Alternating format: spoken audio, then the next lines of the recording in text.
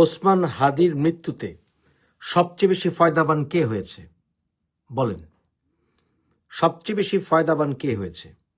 একটি চক্র প্রচার করছে যে অ্যাজ ইফ মির্জা আব্বাস ভাই বোধহয় এর পেছনে কোনো হাত আছে। কিন্তু কথা হচ্ছে, মির্জা আব্বাস কি গাধা যে তার সাথে যে রাজনীতি কম্পিটিশনে আসতে চায় ময়দানে, তাকে সে সরাসরি গুম করে দিবে, খুন করে দিবে? এটা কি হয়? এটা কি চুক্তিতে খাটে? সবচেয়ে বেশি ফয়দাবান আসলে কে হয়েছে? একটু বুদ্ধি খাটান না, বলেন না সত্যি কথা। আপনাদের মুখ বন্ধ করে আছেন কেন? সাদিক কায়েমের সাথে ওসমান হাদির রাজনৈতিক মতবাদ সবচেয়ে বেশি মিলে। এই যে ইনকিলাব মঞ্চ ফঞ্চ এগুলি, তারপরে আপনার ওই যে এবি পার্টিটারি, এগুলি সবই হচ্ছে জামাতের বি টিম। এখন ওসমান হাদি মরেছে বলে তাকে আমি পীর সাহেব বানিয়ে দেব, ফেরেস্তা বানিয়ে দেব? নো, আমি বাড়িয়ে দেব না। এরা সবই হচ্ছে সন্ত্রাসী। কে কি বললো আমার কোনো আসা যায় না, প্রমাণ করে দিচ্ছি আপনাদের কাছে। তাহলে ওসমান হাদির সাথে রাজনৈতিক মিল সবচেয়ে বেশি হচ্ছে সাদিক কায়েম। তাই সাদিক কায়েমের ভোটটাই তো ওসমান হাদি নষ্ট করবে, তাই না? তাহলে সাদিক কায়েম চায় ওসমান হাদি তার ওখানে কম্পিটিটর না হোক। তার সবচেয়ে বেশি ফয়দাবান আজকে ওসমান হাদির মৃত্যুতে পেয়েছে এই সাদিক কায়েম, সবচেয়ে বেশি ফায়দা। কিভাবে ফায়দা নিয়েছে? প্রথমত সাদিক কায়েম মুক্তিযুদ্ধকে মহান মুক্তিযুদ্ধ বলছে। ভালো ভালো, এটা আসলে মূল কারণ হচ্ছে ওই যে জামাতের রাজনীতি। জামাত সবার সাথে গাল মিলাবে, সময়ে সবার সাথে জোট করবে, সবাই সবার পিছনে দাঁড়াবে, সময়ে তার রূপ পাল্টাবে, সবাই নার নীতিতে মেনে নিবে। এইটা হচ্ছে জামাত। আয়ুব খানের সাথে যাবে, জিয়াউর রহমানের সাথে যাবে, আবার শেখ খালেদার বিরুদ্ধে দাঁড়াবে। এটাই হচ্ছে জামাত। জামাত হচ্ছে বহুরূপী। তাই জামাতের এই রূপ দিয়ে আপনি আসলে ধোকাবাজ শিকার হয়েন না। পাকিস্তান কিন্তু এই জামাত শিবিরকে এখনো ভালোবাসে, একমাত্র তাদের এজেন্ট মনে করে। যে কোনো উপায়ে হোক ক্ষমতায় যেতে হবে, এটা হচ্ছে জামাতের আইডিওলজি। তাই সাদিক কায়েম সবচেয়ে বেশি ফয়দাবান হয়েছে। অ্যান্টি ইন্ডিয়ান সেন্টিমেন্টটা চাঙ্গা হয়েছে ওসমান হাদির মৃত্যুতে। এবং সাদিক কায়েমদের রাজনীতি হচ্ছে বাংলাদেশের মুক্তির কথা বললে, বাংলাদেশের সংস্কৃতির কথা বললে, সম অধিকারের কথা বললে, এগুলি সবই হচ্ছে ভারতের দালালি করা। তাই এখন পর্যন্ত কিন্তু প্রমাণিত হয় নাই যে ভারতের কোনো গোয়েন্দা সংস্থা, কোনো প্রুফ নাই যে ওসমান হাদিকে কাজে লাগিয়েছে আওয়ামী লীগের পক্ষে। কোনো প্রমাণ আছে এখন পর্যন্ত? সত্যি কথা বলেন, আপনি যেই দলই হন সত্যি কথা বলেন। এখন পর্যন্ত কি প্রশ্নাতীতভাবে প্রমাণ মিলেছে যে এই যে ফয়সাল সে ভারতে আছে, বা তাকে আওয়ামী লীগ হায়ার করেছিল, বা তাকে ভারতের হায়ার করেছে? কোনো প্রমাণ কি আছে? এমনকি এখন পর্যন্ত অনেকেই মনে করে যে হয়তোবা সে নেপালে না হলে সে বাংলাদেশে আছে। এখন আসুন, সে ছাত্রলীগের নেতা ছিল, এটাও কোনো কিছু প্রমাণ করে না। কেন প্রমাণ করে না? কারণ আমরা দেখেছি শিবিরের নেতারা, তারা ছাত্রলীগ সেজে ঢুকেছিল, ছাত্রলীগে ঢুকে নাই। তাহলে এই ছেলেটা ফয়সাল, সে যদি ছাত্রলীগের ব্যাকগ্রাউন্ড তার থেকেও থাকে, সে 100% ছাত্রলীগ আপনাকে বলল কে? কারণ ছাত্রলীগ সাজাতো শিবিরের পুরনো অভ্যাস না? তাহলে আমার কথা হচ্ছে, ছাত্রলীগ সাজা যেহেতু তাদের পুরনো অভ্যাস, এই ছেলেটা যে বরাবর শিবির না, আপনাকে বললো কে? আপনাকে কে বললো? তাই এটা কি ম্যাটিকুলাস সেই ডিজাইনের অংশ কিনা? এটা আইএসআই এর চক্র কিনা? How do you know? আপনি কিভাবে বলেন?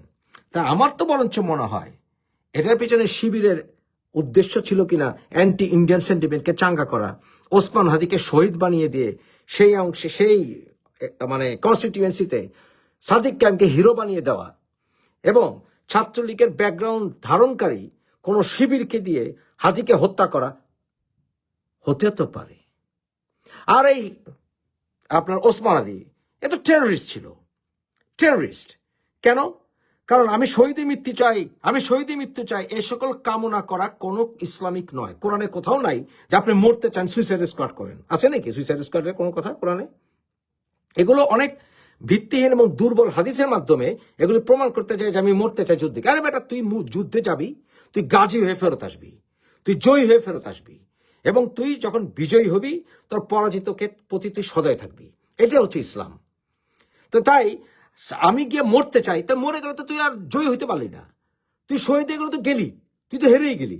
তুই যাবি, তোর টার্গেট থাকবে তুই বিজয় হয়ে জীবিত ফেরত আসবি। তুই এটা হবে তোর প্রকৃত মুক্তিযোদ্ধা, প্রকৃত মুজাহিদের লক্ষণ, যে আমি যাব, যুদ্ধে তাদেরকে পরাজিত করব এবং বিজয় হয়ে ফেরত আসবো। This is what it is. কিন্তু সারাক্ষণ আমি শহীদ হতে চাই, আমি মরে চাই, এগুলো হচ্ছে সুইসাইড স্কোয়াডের লক্ষণ। সুইসাইড স্কোয়াড আছে না, সন্ত্রাসীরা সুইসাইড স্কোয়াড, এগুলো হচ্ছে সুইসাইড স্কোয়াডকে উস্কে দেওয়ার লক্ষণ। ওই যে 24-এর ওই অভ্যুত্থানের সময় আমরা দেখেছিলাম না যে অনেকে গুলি খায় কিন্তু সরে না জায়গা থেকে? এগুলো হচ্ছে সব জেহাদি ট্রেনিং, বিকৃত জেহাদি ট্রেনিং, এগুলো ইসলামিক না। তাই এগুলো সব হচ্ছে জেহাদি জোশ, এগুলো হচ্ছে সব মানে বিকৃত জেহাদি জোশ, এগুলো সব হচ্ছে সুইসাইড স্কোয়াড। আমি শহীদের মৃত্যু চাই, আমার কেউ গুলি করে মেরা ফেললে আপনারা এটা করেন, আপনারা আমি যদি শহীদ হয়ে যাই এটা করেন। নো, সে ভুলভাল ওই যে বিদ্রোহী কবিতা আবৃত্তি করলো নজরুলের, ভুলভাল একদম লাস্ট শব্দ মমশির, এটাও তো ভুল। উন্নত শির, এটা হচ্ছে লাস্ট ওয়ার্ড, সেখানে মমশির। আর বেটা তুই তো ইয়াই জানতি না, বিদ্রোহী কবিতার শব্দগুলো ঠিক মতো বলতে পারিস নি। বিদ্রোহী কবিতায় কোথাও আছে কিনা যে আমি মরে যাব? বলেছে যে সেই দিন হব শান্ত যেদিন আমাকে, যদি আমি মরে যাই আমাকে সেই দিন আমি হব শান্ত। কিন্তু এখানে তো মরে যাই, তো কামনা করছিল। এই পোলা ওসমান আদি তো মৃত্যু কামনা করছিল। এটা কি ধরনের আইডিওলজি যে মৃত্যু কামনা করি আমি? শহীদি মৃত্যু, নো, শহীদি মৃত্যু কেউ কামনা করা উচিত না। যদি কেউ যুদ্ধে গিয়ে বিজয়ী হয়ে জীবিত ফেরত আসার টার্গেট করবে, তারপর যদি সে মরে যায় তো সে সময় আল্লাহ তাকে শহীদ মর্যাদা দিবে। কিন্তু সে কামনা করছিল এই পোলা, এবং এটা বাংলাদেশের মানুষের ভিতরে ছড়িয়ে দেওয়া হচ্ছে, ইয়াং পোলাপাদের ভিতরে, যে শহীদের মৃত্যু কামনা করি, শহীদের মৃত্যু কামনা করি। সুইসাইড স্কোয়াড হইতে চায়, সব টেররিস্ট হইতে চায়, সব সন্ত্রাসী এগুলি। This way other you have to accept this are all terrorist. এবং বাংলাদেশকে এই টেররিস্টদের থেকে মুক্ত করতে হলে ভাই আপনাদের কি করতে হবে? ওরা যেমন বলে না, কিছু হইলেই বিচার হাতে তুলে নিয়ে নেবে। এই যে হিন্দু লোকটাকে মারলো নবী হযরত সাল্লাল্লাহু আলাইহি অপমান করার নামে, ভাই তুই কে বিচার করার? তুই বিচারক, তুই এক্সিকিউটর।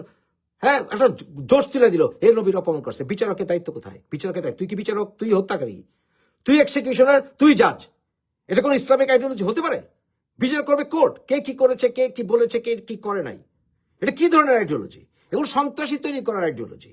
তাহলে আমাদেরকে বলতে হয় যে বাংলাদেশের স্বাধীনতার সার্বভৌমত্বের বিরুদ্ধে যারা কথা বলবে তারা হচ্ছে রাষ্ট্রদ্রোহী, এবং যদি সরকার তাদেরকে দমন না করে তাদেরকে আমাদের সশস্ত্রভাবে দমন করতে হবে। তাহলে আমরাও বলি যে যারা বাংলাদেশের স্বাধীনতার বিরুদ্ধে কথা বলবে, স্বাধীনতা সার্বভৌমত্বের বিরুদ্ধে কথা বলবে, চক্রান্ত করবে, ওপেন একাত্তরকে অপমান করবে, ওদের মুক্তিযুদ্ধ থেকে যারা অপমান করবে, যারা বঙ্গবন্ধুকে অপমান করবে, তাহলে তাদেরকে আমাদের শাস্তি করতে হবে। তারা রাষ্ট্রদ্রোহী, তার দেশের রাষ্ট্রদ্রোহীদের শাস্তি যেহেতু মৃত্যুদণ্ড, এবং সরকার যেহেতু রাষ্ট্রদ্রোহীদেরকে মানে শেল্টার দিচ্ছে, সরকার যেহেতু বিফল, তার রাষ্ট্রদ্রোহীদের শাস্তি দেওয়া আমাদের কর্তব্যে বর্তায়। তাহলে কি আইন আমরা হাতে তুলে নেব? তখন কি তারা আমাদের সাথে পারবে? এই কথাগুলো স্পষ্ট বলেন না কেন? ভয় পান কেন? কাপুরুষের মতো কথা বলে দেশের স্বাধীনতা সার্বভৌমত্ব প্রশ্নের সম্মুখীন। তাহলে কেন কাপুরুষের মতো কথা বলবেন? সত্য কথা বলতে শিখে